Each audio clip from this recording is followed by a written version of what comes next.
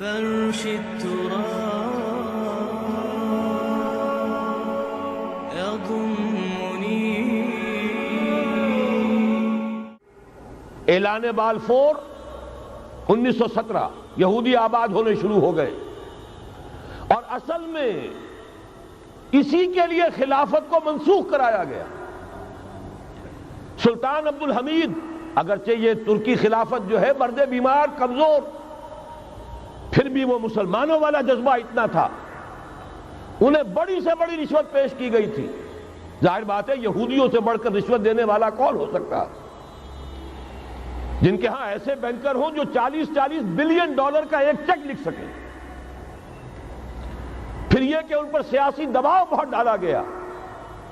انہوں نے جب تک خلافت عثمانیہ برقرار رہی یہودیوں کو فلسطین میں آباد ہونے کی اجازت نہیں دی، کہ جو معاہدہ کیا تھا حضرت عمر نے رضی اللہ تعالی عنہ، خلیفہ ثانی نے، خلیفہ راشد نے، ہم اس کے پابند ہیں اور ہم یہاں یہودیوں کو آباد ہونے کی اجازت نہیں دیں. لہذا انہوں نے اس خلافت ہی کا بستر طے کرایا، اس لیے کہ نہ رہے بانس نہ بجے بانسری، نہ مسلمانوں کی وحدت ملی کی کوئی علامت دنیا میں باقی رہے، اور نہ مسلمان کسی مسئلے پر جمع ہو کر کوئی موقف اختیار کر سکے. اعلان بالفور کے نتیجے میں آباد کاری شروع ہوئی. 1948 میں اسرائیل قائم ہو گیا، معجزہ ہو گیا. 1967 میں اس کی توسیع ہو گئی. اس میں ایک بات اور بھی عرض کر دوں، یہ سارا کس طور سے ہوا ہے کام؟ آپ نے زائنزم کا نام تو سنا ہے، صہیونی تحریک.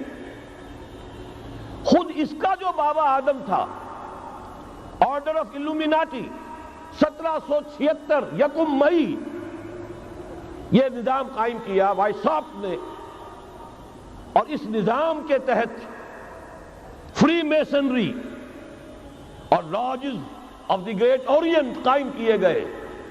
یہ سارا ہتھ کنڈا وہ ابلیسی نظام، اس کی تفصیل ایک کینیڈین آتھر نے لکھی ہے کتاب میں، پاونز ان دی گیم. یہ سارا دھندا ایک شیطانی چکر ہے، ابلیسی چال ہے، اور اس کے ذریعے سے اسرائیل قائم ہوا اور اس کی توسیع بھی ہوئی 1967 میں. اب یہاں تک پہنچنے کے بعد ان کے پیش نظر بقیہ دنیا کی تسخیر اور اسے فتح کرنے کا معاملہ ہے، اور سب سے بڑھ کر اسلام کی بیخکنی اور اس کا راستہ روکنا، یہ ان کے پیش نظر ہے. یریدون لیطفئوا نور اللہ بافواہہم. صورت اس وقت کیا ہے؟ یورپ اور امریکہ سے آپ مشرق کی طرف آئیے، پہلے عالم عرب ہے، عرب مسلم ورلڈ. مجھے یہ کہتے ہوئے سخت دکھ ہو رہا ہے، پورا عالم عرب وہ فتح کر چکے. وہ عرب ممالک کے جو اسرائیل کے ساتھ کسی میز پر بیٹھ کر گفتگو کرنے کو تیار نہیں تھے، آپ دیکھ رہے ہیں کہ لائن لگ گئی. کبھی صرف انور سادات نے ریکگنائز کیا تھا، پوری دنیا میں شور مچا تھا، اس پر لعنت ملامت ہوئی تھی. اب تو ایک ایک کر کے، وہ شاہ حسن ہو چاہے شاہ حسین ہو، اب تو وہاں سے ویزے ختم ہو رہے ہیں. سعودی عرب اور امارات، انہوں نے جو کچھ کاروباری بندشیں لگائی ہوئی تھی وہ ختم کر دی گئی، ان میں نرمی پیدا کر دی گئی.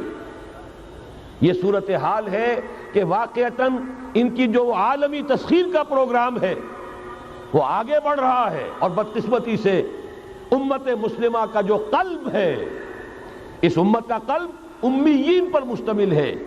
هو الذی بعث فی الامیین رسولا منہم یتلو علیہم آیاتہ ویزکیہم الی آخر الآیہ. حضور بھی امی تھے، انہی میں سے تھے صلی اللہ علیہ وسلم. لیکن آج وہ قلب جو ہے عالم اسلام کا، وہ یہودیوں کے شکنجے میں کسا جا چکا ہے. اکثر وہاں کے جو حکمران ہیں امریکہ کے ایجنٹ ہیں، سٹوجز. یہ حالات جہاں تک عالم عرب کا تعلق ہے تلخ حقائق ہیں جو بیان کر رہا ہوں، اس لیے کہ آپ کے سامنے رہنا چاہیے. یہ جو اقبال نے کہا کہ دنیا کو ہے پھر مار گئے روح و بدن پیش، ابلیس نے پھر اپنے درندوں کو ابھارا، اللہ کو پامردی مومن پہ بھروسہ، ابلیس کو یورپ کی مشینوں کا سہارا، یہ دوبارہ ایک بہت بڑے پیمانے پر حق و باطل کا گھمسان کا رنگ پڑنے والا ہے۔ ملاحم کی جو حضور صلی اللہ علیہ وسلم نے پیشین گوئیاں فرمائی، الملحمۃ العظمی، تاریخ انسانی کی عظیم ترین جنگ جو ابھی آنے والی ہے، اس کو سمجھ لیجئے اچھی طریقے سے کہ اس میں جو قوتیں ایک دوسرے کے مقابل آ رہی ہیں وہ کون سی ہے۔ نیو ورلڈ آرڈر کہنے کو امریکہ کے زیر قیادت ہے، حقیقت میں امریکہ خود یہودیوں کے پنجے میں ہے۔ یہ وہی ابلیسی طاقت ہے جو آگے بڑھ رہی ہے۔ عالم عرب کو فتح کرنے کے بعد اب ان کے پاس اگلا عالم اسلام کا حصہ ہے، غیر عرب مسلم ورلڈ۔ ایران ہے، اس کے شمال مشرق میں ترکستان ہے، روسی اور چینی، مشرق میں افغانستان ہے، پاکستان ہے، یہ ایک بہت بڑا سالڈ بلاک ہے۔ اس کے بعد اگرچہ ہندوستان آتا ہے، بھارت، ظاہر بات ہے کہ وہاں مسلمان اقلیت میں ہیں سوائے کشمیر کے، لیکن یہ نوٹ کیجئے کہ وہاں بھی کم سے کم 15-18 کروڑ مسلمان موجود ہیں۔ آج بھی دنیا کا سب سے بڑا ملک جس میں مسلمانوں کی تعداد اور جن کی نفری سب سے بڑھ کر ہے وہ بھارت ہے۔ اس کے بعد پھر انڈونیشیا، ملائیشیا ہے، اس سے آگے ہے پھر فار ایسٹ، ابھی انہیں فتح کرنا ہے۔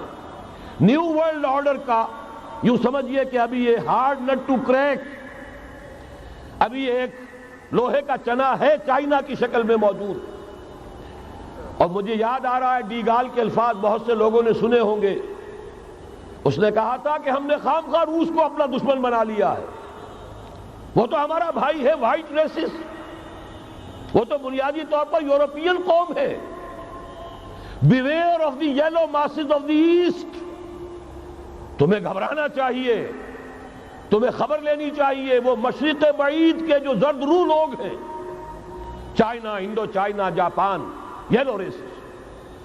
ابھی اس نیو ورلڈ آرڈر کے لیے جو فتح عالم اور تسخیر عالم کا پروگرام ہے، اس میں پہلے غیر عرب مسلمان دنیا اور پھر یہ فار ایسٹ کا خاص طور پر یلو ماسز، یہ ہے کہ جنہیں ابھی انہیں ٹیکل کرنا ہے۔ اور اسی لیے میں عرض کرنا چاہتا ہوں، حقائق ہمارے سامنے رہنا چاہیے۔